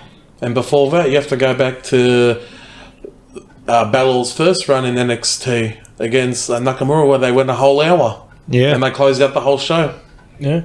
It's good to see that again. And it's good to see Nakamura and Bella working in that upper mid card and eventually going to be contenders for the new World Heavyweight Championship, Yeah, definitely. Sooner or later. especially Bella. Yep, I agree, and I really liked the match as well. Like that was probably match of the night. They had a lot of time to work together, and like they had a damn good match. And then obviously at the end, the numbers game proved too much for Shinsuke because Damian Priest kept jumping in and getting involved, and that led to his downfall at the end. Then if they were gonna have Shinsuke lose, at least they had him lose dirty so that he looks like as if it takes more than one man to beat him. He still looks good coming off a loss. Well, that's the good thing as well with him getting outnumbered. And I think it's good for Judgment Day as well, getting that outnumbering now. Because now it's always been about the Bloodline outnumbering everyone for the last, year and a half, give or A take? little bit more. Yeah, probably more. Probably nearly 3 years. Yeah. Yep. I think it's about time that they get outnumbered, and Judgment Day is getting that advantage now. Dominance. Yeah. Yep. I think I feel like it's Judgment Day's year. Yep. Hopefully. Not long after that, we had a very quick match with Raquel and Sonya Deville. I think it was just a filler, in my opinion. Yeah. Nothing too big, nothing too special, but Got it. the after point was what we needed, was who was going to be Raquel's tag team partner. Personally, I wasn't fond of having Shotzi as the tag team partner. I was actually hoping for Aliyah to come back Yeah. We haven't heard much from her or... since they lost the tag titles. Yeah. Yeah. Shotzi gets thrown around in the spots a bit, doesn't she? Yeah. Did She, anyone really expect to come out to be the partner? I didn't know who to I predict. enjoyed that bit of... I know the match had finished. I enjoyed that bit of tag team work at the end. I thought that was pretty cool. Chelsea Green's one superstar, who week in, week out has that annoying gimmick. I mean, they're really lending a hand to the quote-unquote Karen gimmick, but Chelsea's actually very entertaining. Very entertaining, and I thought her work in that whole conundrum at the end was very good as well. It was an enjoyable match, and probably, to echo your sentiments a bit, Cam, probably a match I would have liked to have seen going a bit longer. Yeah, But definitely. it obviously was pointing towards the end of it, and then what they're setting up for When is that match happening? Next Raw. Next Raw. Next Raw, so after Night of Champions. Yeah. Yeah. Okay. I think Shotzi was okay for the tag partner, but I do see maybe a heel turn and costing them the title. The thing is, they've done Already? Shotzi they've done the turning Shotzi heel turn. Yeah. And Shotzi turning heel, or do you think they could probably turn Raquel heel? I think Raquel's more than fine by she's too herself. she's too loved to be heel just yet. Yeah, she's great. Like I wasn't too fond of her with the smiling fiasco, but I think she's made it work. And like I'm actually interested in seeing her either wrestle by herself or find someone. Yeah. I would have been happy to see her just go in the Fatal 4-Way by herself. Yeah, she's got the she's got that size to do it. She's got that mentality. Yeah. And why not? But then it probably squashes the whole tag team division for the women's, if there is such thing of a tag team women's division. Yeah, I guess so. Speaking of the tag team women's division, we still haven't seen anything of Kaden Carter and Katana Yeah, Chance we yet. haven't seen them yet. They'll most likely keep it out till Maybe after. after the title match and bring them up to feud with Rousey and Baszler. Too soon, but let them climb the At ranks a least bit. after Night of Champions. It wouldn't happen now. No, definitely not. I think this was probably the highlight of the night, which was the contract signing with Becky and Trish. Is this the most entertaining Trish Stratus has ever been? Yeah. It is. Yeah. It is. Yeah. Or is it because it's nostalgia, or maybe because she's been around that era that she's cutting better promos than 80% of the women's division now? Well, the only one who could really cut a heel promo in the women's division was probably, and made it sound realistic, was maybe Ronda Rousey, and to a further Charlotte Flair. Yeah. Other Ronda than that, always no, came we haven't across- had someone like that. Sorry, Arch. Ronda to me always came across as very angry. Yeah. Her promos were good, but they're always just very angry at the world, angry. It's almost like she wanted to be back in UFC. Yeah. Charlotte was good, very elitist. Regal. Four horsewomen gimmick and all that. Queen, yeah. Yeah. Honestly, I'm not a big fan of Ronda no matter or heel or face. I feel it's just real, like, it's not even acting. It's not like how, Fish out of water. yeah. Like she's just too out of her depth. Too shaky. It sounds like us getting into an argument with someone. It doesn't sound like, Yeah, and I feel like if you hear one Ronda Rousey promo, you've heard them all. yeah. yeah. It's probably the best way to word it. But yeah, that was definitely segment of the night. But yeah, the whole build up with Trish and Becky has been amazing, I feel. With Trish cutting a amazing promo a couple of weeks back. Then we had Becky's one last week. Yep. And now we've got them two together. It's going to be probably one of the best matches on the card. Yep. And one thing I liked with the promo was how Becky brought back Trish's past when she had to bark like a dog to save her job. And what she say? She said bark, bark, bitch, or something like that. Woof, woof. Well, woof, woof, bitch. So like, it was a good callback to the past. And they got under her skin. Yeah. I know we're going to get into our predictions later. However, is this one and done, Trish and Becky? Or can you see a couple matches coming after Money in the Bank? I'd imagine it'll probably be one and done. Because Lita already had the match with Becky, and now it'll be Trish's turn. Well, Well, this is the thing. Like, where's Lita? she's the one that got attacked by I know, Trish. but like, do we just forget about that now? Do you reckon we see her? I wouldn't be surprised if we see Lita Saudi? intervene. Yeah. But does that mean Lita turns heel too at the same time? I just thought about that. You can't rule into now. Becky brings back Charlotte or something? Who knows? We'll just have to probably see when we I watch don't the know. champions. It could go 100 million ways at the moment. Yeah. But I think that's one good thing about the rivalry at the moment is keeping everyone on edge. What could happen here? What could happen there? I think with like South Park, for example, they do the writing of if so, what, and if. Yeah. Where, like, if this happens or so this happens or what happens, then like this and Like this they and keep this and us that happens. on our toes. Sliding doors. Yeah. Yeah. If that happens, this will happen. But then again, if that happens, then the other thing will happen. Yeah. Yeah. But yeah. Becky's so much more believable on the mic as a face. Yeah. She's more natural. But even like her story is comparison to like Cody Rhodes climbing her way up to the top. Yep. Without mentioning anyone's father. Yes. Yeah. Well, it's almost like the other chick on SmackDown, Zelina. It's like the pressure's off them a little bit. Not to say Becky had immense pressure on her at one point, but like Archie said, she's a lot more comfortable, a lot more believable with the suspension of disbelief as a face, and really giving it back to Trish. Yeah, because I think like the promo work that Becky's been doing recently as a face, it reminds me of like her run in the lead up to Mania 35 when she was white hot. Like that was, and like what she's doing now is easily her best work since the Mania 35 days. Do you see her being the one to dethrone Rhea? Becky? Yeah, she will be. Because we haven't had the match yet. Because they kept, remember, they teased it the other week on Raw when Rhea was giving like a dirty look at the TV screen which had Becky on it. Yeah. So maybe that's probably what they're going to tease down the track. Yeah. Yeah, definitely. Yeah. Next match, which was match number 6 of the night. There was actually quite a few matches throughout the Raw. I think there was about 7 matches all up. This one had a bit of a weird ending. I think it's due to the fast count out by the ref, which made it seem a bit awkward. But it was between Apollo and Dominic finally. Just to do the quick ending of it. Rhea ended up pushing Apollo into the ring post.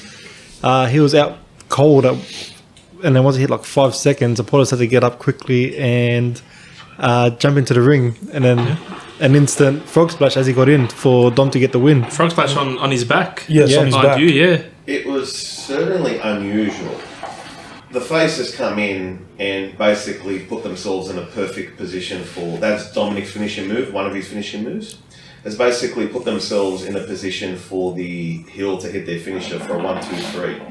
Now, I know there was interference, Rhea, the post, the cloud of the fast count, or whether it was supposed to be a fast count or not, but it was definitely unusual to watch.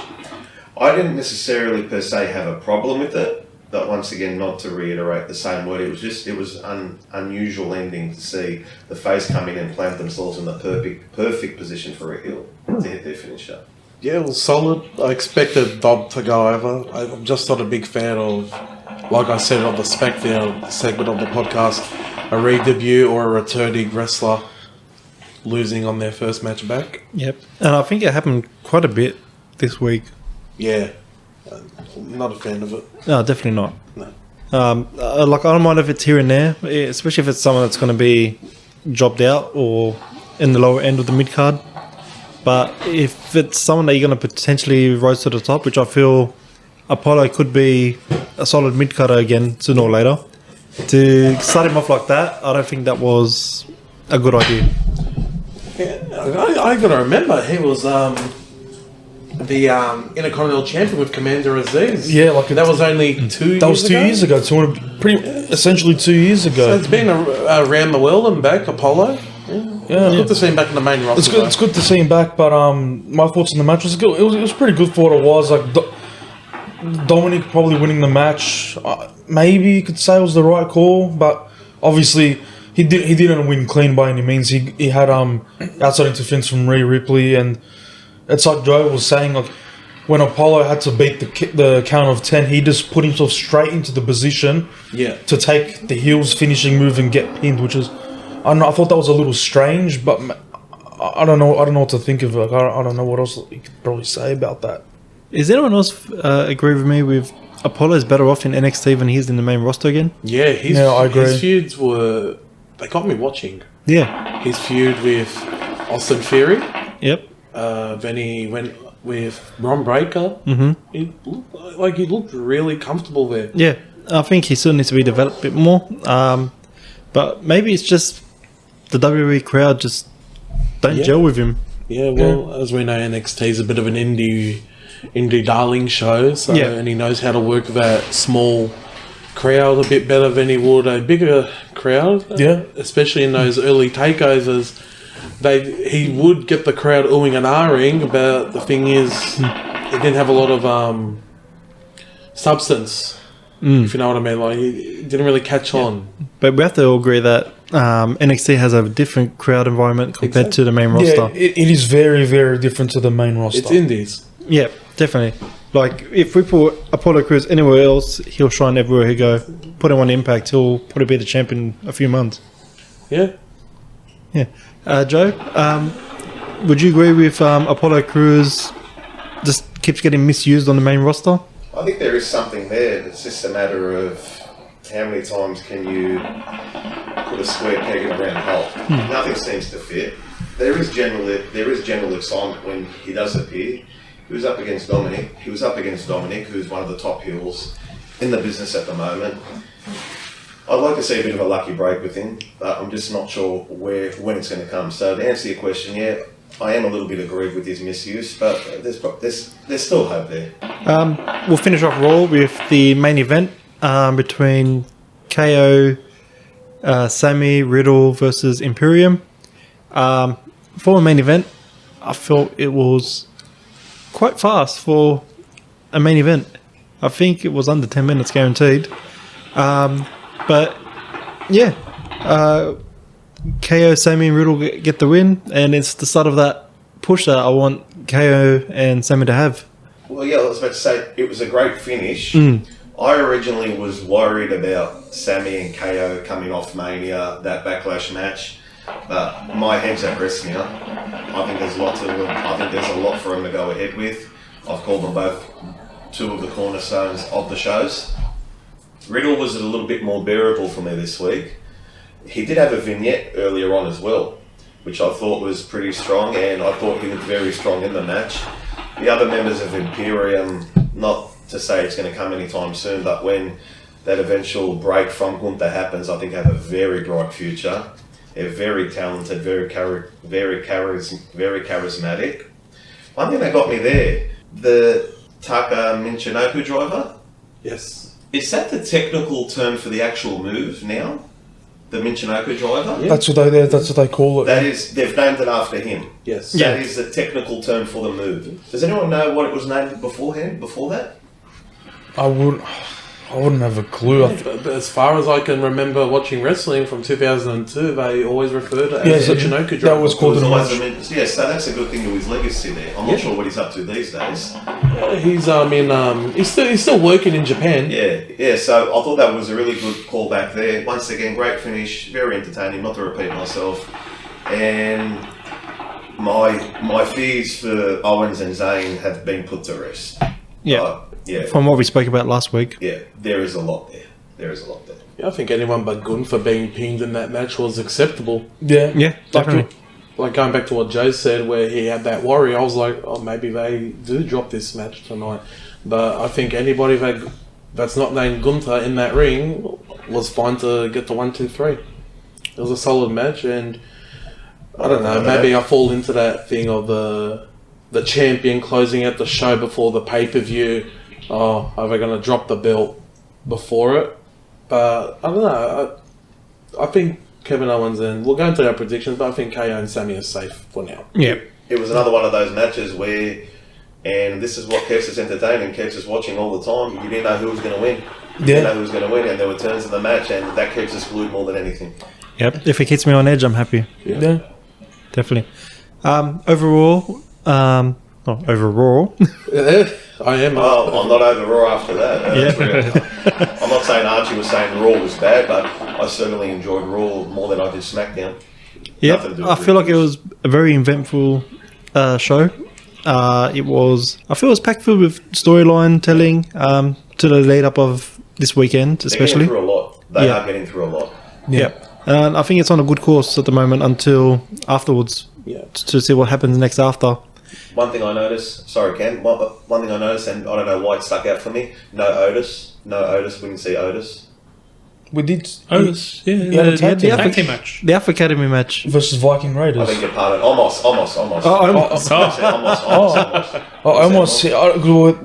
What they say is he's a free agent, so we didn't say almost. That was something I don't know why, because we've been so used to him. And I think such a captivating character. We didn't say almost. Sorry to interrupt you, but I think the less we see of him, if he's not booked in a program, I think it's better. Keep him off, and sometimes less is more. Probably the safest option. Yeah, I agree. Hey, we could see him in Saudi.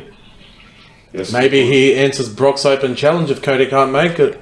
Maybe. Either that, or there was the rumour of him possibly going up against Roman. Could he interfere and get the face turn? Maybe. We haven't seen any lead up to it, but they could swerve us. Well, before we go into the Night of Champions prediction, I'm sure you guys all saw the kind of the wink, if not a little bit of inside information as to what one of the main events will be at WrestleMania 40, and they said Cody Rhodes against Gunther. Cody Rhodes against Gunther. Cody Rhodes against Gunther. A lot would have to happen for that to be true. And I don't know where that's come from, whether they're thinking Rhodes will be a world champion at that time, Gunther will be a world champion at that time, but I guess it kind of disassociates itself obviously from, even though it's probably, well, it's going to be a 2-night event, but it disassociates itself from the theory of Roman against Cody for the major titles. There might be 3 world titles on the line at that stage, and Roman might be the undisputed tag team champion. I know that's a bit of wishful thinking, but that's a bit of a watch this space, but not out of the realms of possibility. Yeah, but that's something to look forward to. We might have to get a 3rd night in for WrestleMania if Roman gets the tag belts. It'll be Roman 4 belts. Roman 4 belts might be Roman's. He might win the tag team champions. I don't know. It might be Roman 7 belts. Overall's a solid show, but I'll always say it, and I'll say it one time. I won't keep repeating myself after every Raw review, but 3 hours is too much, and it just drains you. It does, especially with me, because I have to watch it after work. Yeah. I watched it in bed last night, so had to find the proper way to not doze off and still be interested in it. It was a good show, though. Yeah, it definitely was a good show. Yeah. Before we start going into our predictions, I think we should announce it's going to be the start of our first WWE pay-per-view tipping competition from now till Mania. Yep. I'll do, just so this is for us, I'll keep track of everything. I'll do a scoring board for everything. Yep. And we'll update everyone after each pay-per-view. The scoring guide is what we did, similar to Rumble this year. 1 point for the correct guess for the win. If you select a known contest or does it end clean, or should I say no let's just keep it at There's no contest. winner. If there's no winner, then it'll be 3 points. Yep. I think that's a fair call. Yep. Yeah. And let's go for the first prediction. We'll start off with Joe, Archie, Anthony, John, and I'll end it. We'll start off with Becky Lynch versus Trish Stratus. Becky Lynch. Becky I think Lynch. it has to be. Yeah, I reckon it'll be Becky Lynch as well. Yeah, I think Becky will win the match. Trish will put her over. Yeah, and I think we'll agree on that one. Clean sweep. Clean sweep for Becky. Do we reckon it just ends at match at Night of Champions? I think after that match, it'll be the end of Trish. I don't think we'll see her again. Probably just her last run and that's it. She'll retire Reckon again. see Lita again after that? No. Maybe during the match, just to help Becky win. Maybe But this will be the bridge for Rhea and Becky to cross paths. Yeah. Next match, which is Rhea Ripley versus Natalia. We're going to start thinking of this here, because I'll do something stupid if Natalia wins this match. It's Rhea all the way. Archie? I've got Natalia. No, Rhea. You got in my head there, Joe. I got Rhea to win, and I got the match under 5 minutes. Ooh. 5 minutes. Anth? Yeah, it would definitely have to be Rhea. Like Archie said, it'll be a quick match. Probably a squash, if anything. It's good. Yeah, I'm going to go Rhea Ripley, but I'm going to do you one better. Actually, I reckon she wins in 3 minutes. 3 minutes. Where's Rosie and Jamal when you need them? God rest their souls. Wait. What is it? And I'll go exactly the same. Clean sweep again. Yeah. Yep. Too soon, too early, and not the right person to dethrone Rhea at the time. Next match is the Raw Women's title between Bianca Belair and Asuka, which could... Oh, God. Okay. This is the tough one. I think we're not clean sweeping this one. This is the match last week where I said it's probably the most I'm looking forward to, just to see what creative do here. As much as I like Bianca, for a couple of reasons, Asuka needs to win this match. If Asuka doesn't win this match, I think she should pack up her bags in kayfabe and in real life and say, see you later. Go to AEW. I'll see you at AEW. Asuka wins. I got Asuka winning too. Yeah, at this point, Asuka, like Joe said, needs to win this. If not, then God forbid we see her stuck in like the women's mid card, because how long can they keep pushing Asuka and Bianca for? So yeah, Asuka wins. I think Asuka wins. I reckon she wins dirty. I reckon she'll use the mist, or be something like that, and she wins. She needs to get one over Bianca. Every time they've had a match together, she's lost. She needs to finally get one over Bianca Belair, and it's time to have a new champion, I think. I'm going to disagree with all you guys. Okay. I think it's going to be the same treatment as Shinsuke after WrestleMania with AJ. Oh yeah. And I think she's going to get the same treatment now. So I'm going to go for Bianca on that one. I would love to see Bianca win if it was against anyone except Asuka. I just think for kayfabe, Asuka has to win. But I don't begrudge you that, Ken. I'd love to see Bianca. Well, I think anyone but Asuka is versing Bianca. I think we all agree Bianca wins. Yeah. Yeah. Yeah. But yeah, I'm going to win this tipping comp, okay? We'll go with all the men's matches now.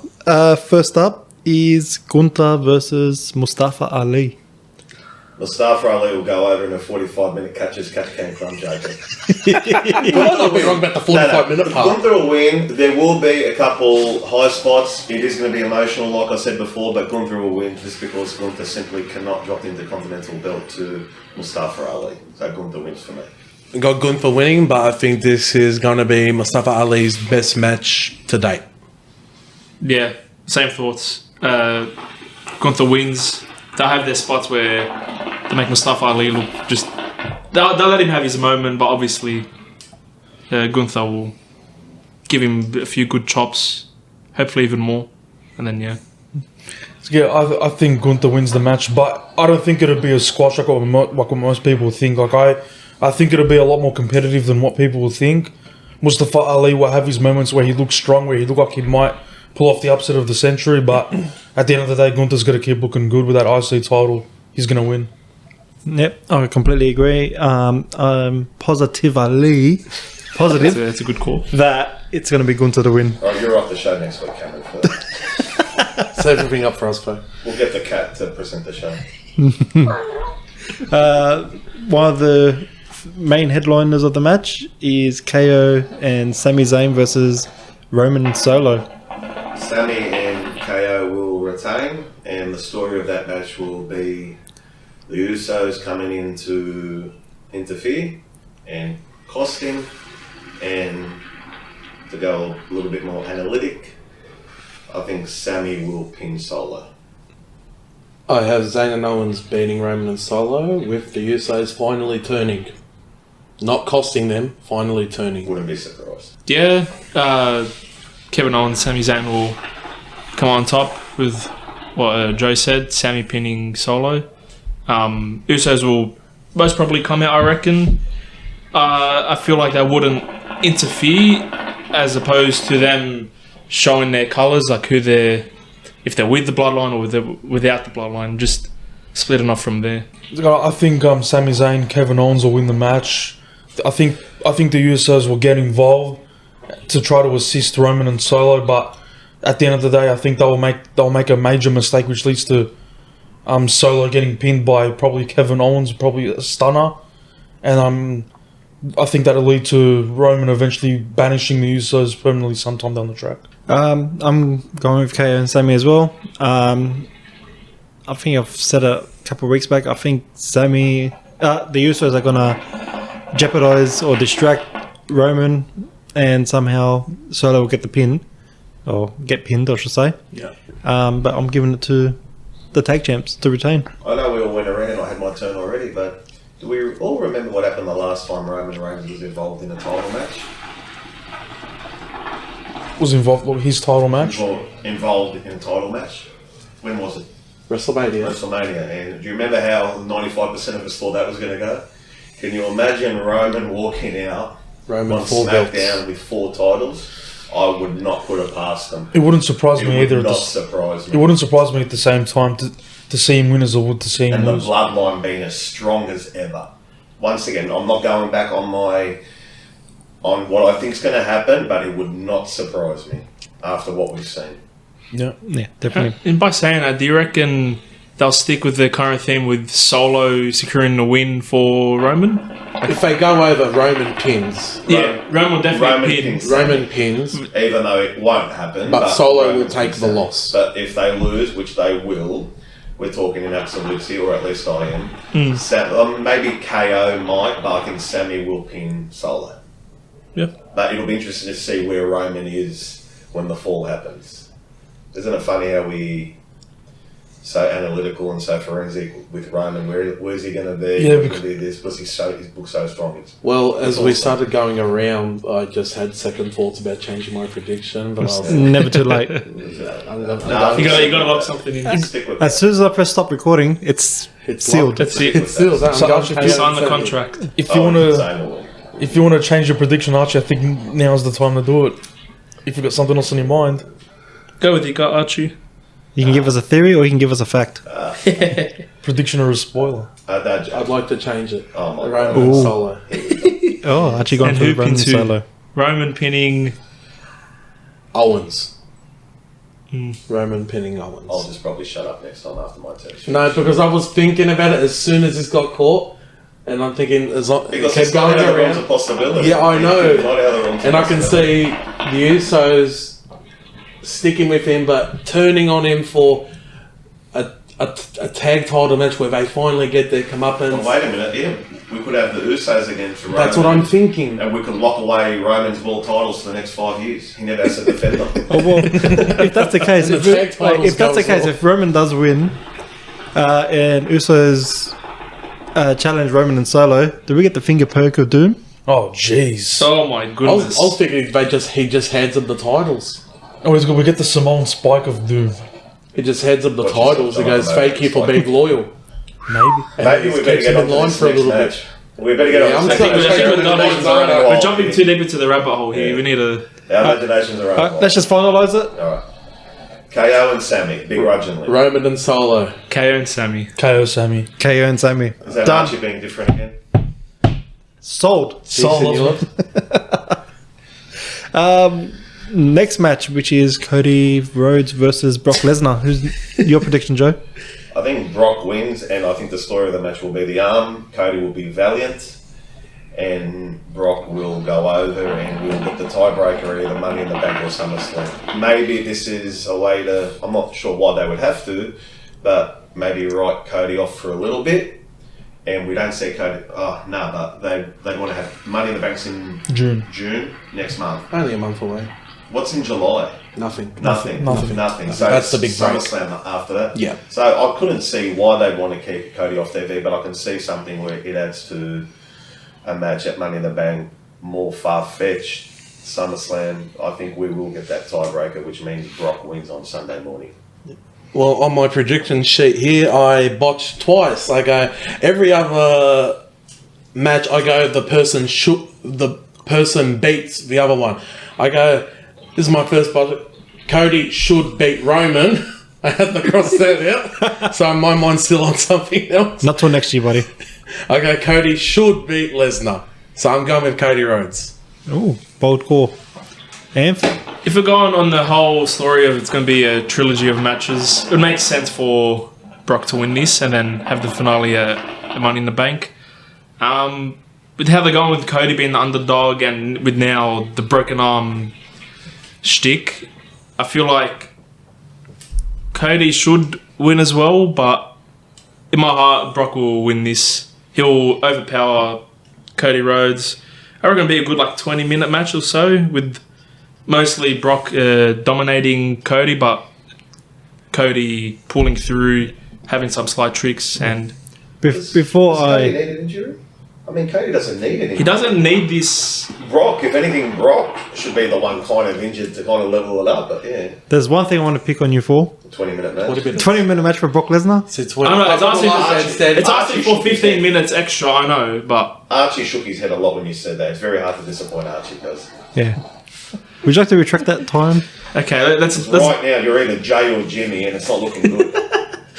all right. I was being 15 minutes too generous. I reckon 10 minutes at most, with still Brock dominating. I can't see. I can't wait until it's a 25-minute match and Anthony just I laughs. can't wait till the match is done in 2 minutes. Oh please, with Cody coming on top, John, obviously. Inshallah. It's good. I think Brock Lesnar wins. They'll play into the story of Cody having a broken arm to have him look valiant in defeat. It'll probably be no more than 10 minutes. Like Brock will just throw him around. Cody will have his moment or two where he looks like he could win again, but I think at the end Brock pulls off the win. But I think he wins using the Kimura lock, and he breaks Cody's arm again to ride him off of TV, and then that's when they start planting the seeds for the third match of SummerSlam. Yeah. It should be SummerSlam, not Money in the Still Bank. be SummerSlam. Yeah. Yep, it will definitely lead up to SummerSlam. I think it's going to lead up to a third match between them. Going for Brock. If Cody wins, it's going to be just a repeat of last year, I feel, if that's the case. But yeah, I'll give it to Brock under 10 minutes guaranteed. Yeah, Brock has to win because he looks like Erling Haaland as well. And everybody who knows me knows my thoughts on Erling Haaland. All right, Cameron. Well, you wanted to see how long before the stupidity kicked in, and it's our third podcast. Jeez. And usually it happens after the 2 hour mark. We're only at 1 hour 40. Good lord. Oh, we're ahead of schedule. No, great call. Well Commercials. done. We're Coach. cutting for commercials. Are you really carrying us? You and your brother over there who thinks it's going to be an Iron Man match. And the last match to crown the new World Heavyweight Champion between AJ Styles and Seth frickin' Rollins. The Hollywood actor wins Rollins. Seth Plain and Rollins. simple. Seth Rollins. I know Anthony. As much as I love AJ Styles, Seth is way too over. Like, he's beyond over. Like, I can't see AJ winning this. Seth wins. Seth wins in an absolute classic. Clean, no interference. And this will be the match that we remember this quote-unquote fabricated title for. I can't wait. I cannot wait. Yeah, I think Seth Rollins wins the match. Like, surely it's the main event if they want this championship to be taken seriously. If it does main event, which I'm expecting it to, I reckon they'll probably get at least 20 minutes. What are you going to say, Arch? Because I think... Well, I think we'll know. Tag team match? No. Surely that tag team. Does Roman go on last? No, the World Titles go on last. Well, I think we'll know if Cody is winning or not winning if he goes on anything under main event. Because if he's losing, Yes. he's going to lose under, and they're going to send the crowd home happy with Seth Rollins. Yeah, Yeah. you know. I don't think... sorry, I'm not dismissing it. I don't think there's any way Cody and Brock is the main event. Nah. And the only thing that leads me to think that there's a small chance that the tag title match is the main event is because it's got Roman Reigns in it. However, you do not want to remember this upcoming pay-per-view and this quote-unquote fabricated title has been the second to last match going on for its first ever up for grabs. Well, not match. only that, Puerto Rico Backlash. I think they made a big mistake with leaving Cody and Brock as the end. So I think they won't make that second mistake again. I think the Bad blood Bunny saved instead of Bad Bunny against Yep. Priest. Yeah. I think Cody and Brock was... I know we rated it and it was an unbelievable experience watching Priest and Bad Bunny, but I think the storyline, kayfabe, long-term booking, creative, whatever you want to call it, Lesnar and Rhodes had to go on last. But if they had perceived the reaction they would have got and the match they would have got with all the interference and the run-ins and the emotion, I wouldn't have blamed them for putting that on last either. I'm talking about Bad Bunny and Priest. But yeah, I think Rollins and Styles have to main event like that. Like it's the world title match. It's the only world title match on the card, and it's the first time this title is up for grabs. Like, if you want us to take it seriously, it has to be the main if you want us to take it seriously and not think of it as a secondary prize like what the big gold used to be in the mid 2010s, it has to main event. And I reckon they get at least 20 minutes, and it'll be an all-time classic. And I think Seth wins it, clean as a whistle. 1, 2, 3. I can see it going 23, 24 minutes. Yeah. And every time they have a main title or inaugural champion, it's always at the end. Yeah, They have it has to be. It has to be. Universal title, NXT title, of course. Did Finn close out in 2016? Yes, he did. It wasn't Brock and Orton? Oh, maybe. No, I don't remember the ending at the end. I'm pretty sure Brock and Orton. We'll have to double look that later on. But yeah, this title absolutely 100% it needs the main event. Otherwise, the title is doomed. I know that's a big call, but I think if it doesn't main event, it's going to have problems straight away. Yeah. Just to finalise everything, Joe, In regards to the match prediction. the match, Seth? Seth in an absolute classic. Archie? Seth Rollins. Yeah, Seth Rollins as well. Seth Rollins. Yep. Seth frickin' Rollins. So we're all Grayson Waller people then. Yep. They're going to be I'm here a in Grayson Saudi Waller Arabia guy. seeing Seth Rollins' theme song. Yeah. I wouldn't be surprised with Karrion Kross interfering in that match either. Yeah. Do you reckon during or after? No, a bit during. See, So you because don't think it'll be clean, Cam? You don't think it'll be one-on-one? No. I think there might be some sort of outside distraction and Seth might get the easy win somehow. But it would be a good match, only to be ended by Karrion Kross somehow. Or Grayson Waller even. The thing I don't get is as well, because AJ's with the OC, Karrion Kross is going to be going alone against a faction pretty much with AJ. Unless he does that thing where he takes one out and Scarlett takes out Mia. Well, Scarlett's only ever had one match. But just take her out backstage. Yeah, And but eliminate like, the her. thing is, if they do go that way, and like Karrion Kross could look believable enough doing that if he's booked strong. Like if this was NXT Karrion Kross, like you'd put the house on him, taking them all on one of the, like in one go, and he'll destroy them all. Forget about it. If it was NXT Karrion Kross. Yeah, I know. One thing you want to go back to the start of the podcast, we kind of winked at, and we said we do. Favorite all-time wrestler, favorite. Oh yeah, I wrestler? forgot about that. I think we'll finalise that off. Yeah. Arch, did you want to go? Yeah, my favourite all-time is The Undertaker. And I'd say currently it'd have to be Seth Rollins. Yes? Yeah. Like I said at the start, it was Goldberg as all time, and then Finn Balor I said was current. Yeah, if you want to change your answer, now's your chance. I'm sticking with Goldberg. There's nothing wrong with him. My favourite all time has always been Kane. I've always been a massive fan of Kane. You look like Kane, John. Yeah, Joe, I'm going to set you on fire. Be careful. And then my favourite currently is probably Roman Reigns. Yep. The big dog. Joe? Favorite all-time Goldberg, I will say though, Shawn Michaels a very close second, Goldberg. And favorite currently, Rick Boogs. No, Sheamus. Don't end this on a bad note. He We likes Sheamus now. do want to Favourite. record next week, you know, Anthony. favorite currently, and I don't know, well, he's just so absorbing, and there's always the biggest story around him and his presence, and he always looks like he enjoys it, and I'm really happy to see him going. I do agree with John. Roman Reigns. It is Roman. I didn't think I'd ever say Roman would be my favourite current wrestler. We both like to acknowledge the It's proper just truth. so enthralling. It's captivating. The whole theatre, the drama of it all. His look. He's good looking. What a beard. He's very good looking as well. And to He's see got the and look. He has been through those problems with the leukemia as well. He's fought off a few things, and for a bloke who probably went to sleep at night, and I'm sure he was making a ton of money, but for a bloke who probably went to sleep a lot of nights thinking, what the F do I have to do, to see him now, and you can tell he's enjoying it too. And I look forward to one day where Roman will be face, because I think that'll be epic. Yeah, so Roman Reigns. So all-time Goldberg, closely followed by Shawn Michaels, however, Roman Reigns currently. Yeah. For me, as a kid, especially being the youngest brother, I've always loved Rey Mysterio. Yeah, right.